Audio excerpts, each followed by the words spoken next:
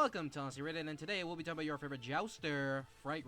For me, Fright has always been a very forgettable character. Anytime I see anybody talk about him, I honestly have to go, oh yeah, that is a character. And the reason being is that personally, I never really thought Fright was ever that good. To be fair though, the most I probably played a Fright was back in Giants when I was probably like 8.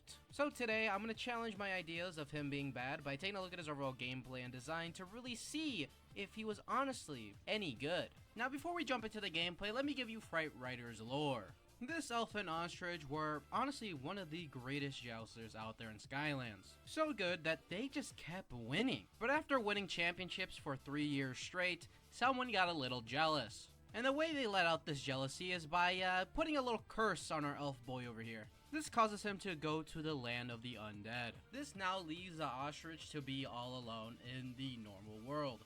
And what the ostrich decides to do is to eat a bag of skele-oats. These skele-oats turn him into a skeleton, and he decides he's gonna go try to find his friend in the land of the undead. After saving his elf friend, him and the ostrich decide that they were gonna go help out other people. Why? Well, I don't really know, but that's what decided they wanted to do now. With the lore now out of the way, let's go on to Fright and see how sharp his beak and even spear may be. Starting off, we have melee attacks and jousting charge. Other than that very lousy name for a primary, Fright starting moves are actually quite fine. His primary is fast, and since he is a giant character, he does have a combo that comes with it. This combo allows the ostrich to dive his head underground, coming back up, hitting an enemy, and also launching them into the sky. The only problem with this combo is that there's a lot of pause at the end of the move, so using it when there's a lot of enemies around you is not the smartest play at all. Then we also have a dash, because again, we're a jouster. What else do jousters do? This dash reminds me a lot of Drillbot, which was my last character I looked at on this channel that you could also watch. But in the same way that I like Drillbots, I enjoyed this one too. I actually kind of like this one a little bit more. I find it a little bit more fluent in trying to move it, and it works practically in the same way, where you can push enemies around. It actually does pretty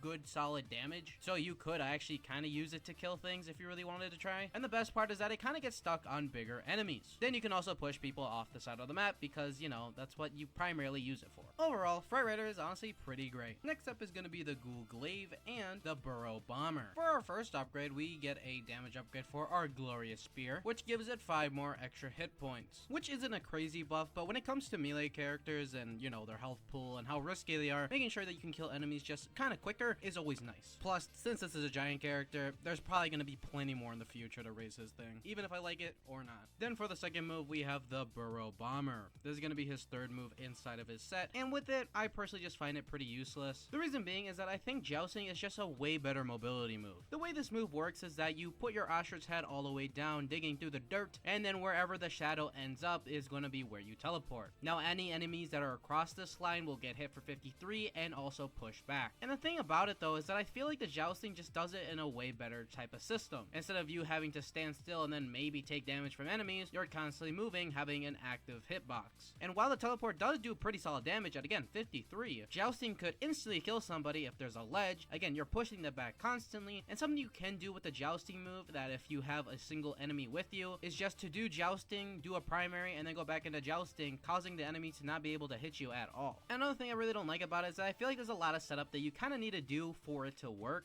Like, you can't be standing next to enemies because they will hit you, so what you're gonna have to do is joust all the way across the map just to be able to pull off this move, but then end up right next to the enemies again, then forcing yourself to either use jousting or somehow use the move again to get back out. And while you're doing all this setup, you still have the chance of missing, which is kind of possible because it doesn't really have that big of a hitbox. So unless we get some like pretty good upgrades, I just don't really see the use in this, and I think just going with a joust instead of just trying to teleport to across the map is just probably more time efficient and just way better for your health bar. Then last on the primary path, we have the Phantasm Strikes and then the Halberd of Horror. Both of these upgrades are damage upgrades for our two moves, the primary and jousting, and like last time, there's really not much to really say about these moves, other than the fact that it's always nice to just have extra damage. So I guess we now go on to the secondary paths, where hopefully we can get a little bit more flair, just because 3 of the moves in our primary path was just damage upgrades, and 2 of them were for the same move. And just in case you're wondering, jousting went up by 6 damage, while our primary went up by 5. Before we go on to the secondary paths though, I'm just gonna ask, if you've seen my videos, you know, you've been watching Honestly Rated and you're not subscribed yet, maybe just do it, you know, that would be pretty cool, and leaving a like if you've been enjoying so far.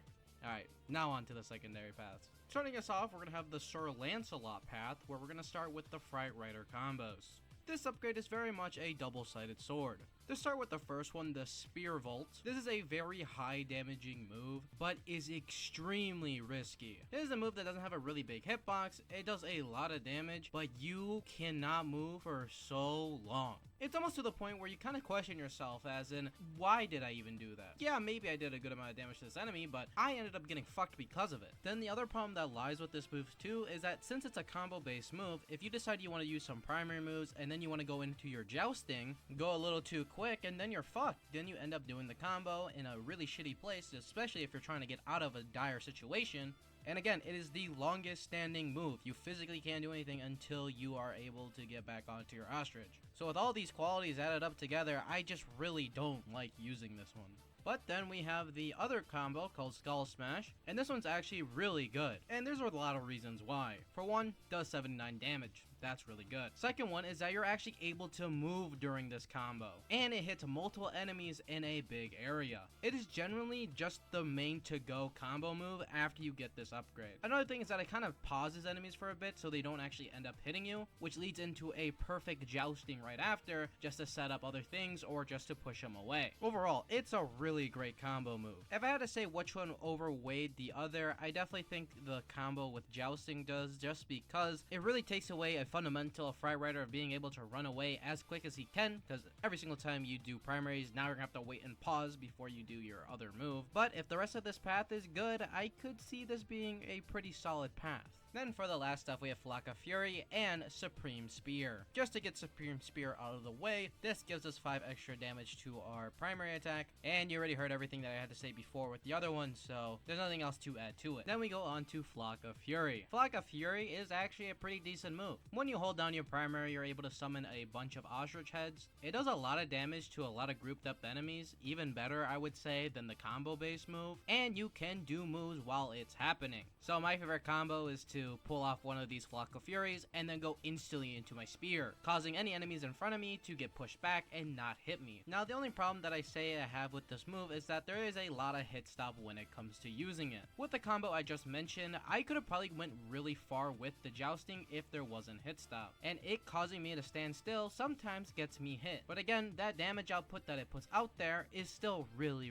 good. Now we go on to the Joust Jockey path with Joust Juice and Entombment Strike. Joust Juice is one of the craziest names I've ever heard, but it is honestly a pretty good upgrade for Fright Rider. Making him go faster inside of his jousting is just super nice. I like when speed happens, especially with these type of moves. Then making it also do more damage so it has even better kill potential is also really great. It's way better than what Drillbot had. Then we have the Entombment Strike, which is just a way better version of the combo move from the top. Unlike the combo move, this move is a lot harder to accidentally do, and it works practically in the same way. Does a pretty good amount of damage, hits a big wide area, but it has a lot of wait time after you do it. The reason it's hard to activate is that you have to be jousting and then pressing triangle right after, and I enjoy that a lot more than doing the combo. It doesn't take away from any of the potential things you can do with primaries and jousting and the combos you can do with that. It just simply adds another thing that you can do, and even if you don't do it a lot, it's still there as an option. Then for the last move, we have 360 degrees of spear. In my opinion, this move feels a little bit underpowered. The reason being is that 360 spear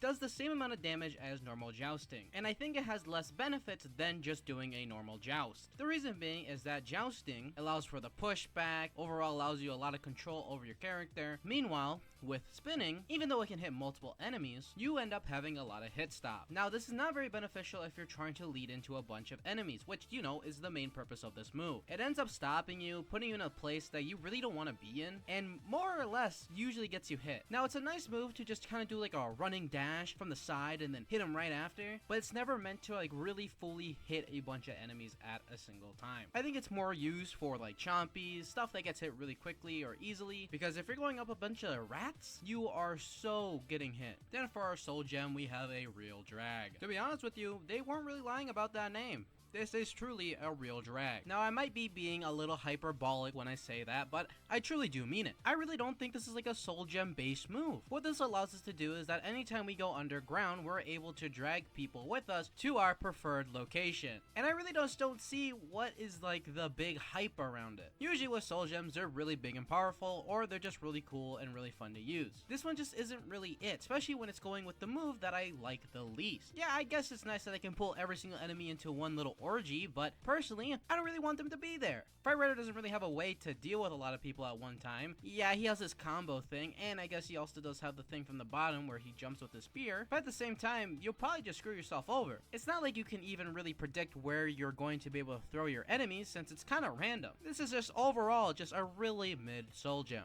With that though, we have taken a look at Fright Rider, his moveset, and overall game design, and I'm ready to give you my honest rating on Fright Rider. Fright Rider to me is a pretty middle of the road type of character. I think he is stronger than I used to believe he was, but I definitely don't think he's super strong. For a melee character, I think his primary and his secondary are pretty fun. I find the third move that you're able to buy is pretty ass. I don't really like the teleportation. I think jousting just beats it in every single category. The soul gem for it doesn't really make it up in any type of way. I think both paths had some things that I really liked about it, but at the same time also had things that I really didn't like in it. For example, the top path had the combo that paired up with the jousting that just made jousting and using your primary together just very awkward, while the bottom path had the spinning spear, which wasn't bad, but also wasn't good. Like, it didn't really feel like it added much. Overall though, I think Fright Rider is an okay character, and that's why I'm gonna give him a 3 out of 5. Thank you guys for watching this episode of Honestly Rated. Like I said before, if you enjoyed this episode and you see yourself coming back to these, subscribing would help me out the most, and also leaving a like. Another thing that I also like to do is pick off in the comments. So let me know, who do you want to see next? Let me know what you think about Fright Rider in the comments below also. And last thing is that these come out every single Saturday. So even if you don't want to drop me a sub, I would love to see you next time. And since you guys made it all the way to the end, I'll give you a little bit of news. St. Patrick's Day is on Monday, and there is a special little Skylander that kind of fits the theme pretty well. So I'll be seeing you guys for another Honestly Rated next Monday. So until then, hope you guys have a great day or night, and I hope to see you next time. Peace. Oh yeah, check out the playlist if you want to watch more videos, because you can never have too much Honestly Rated.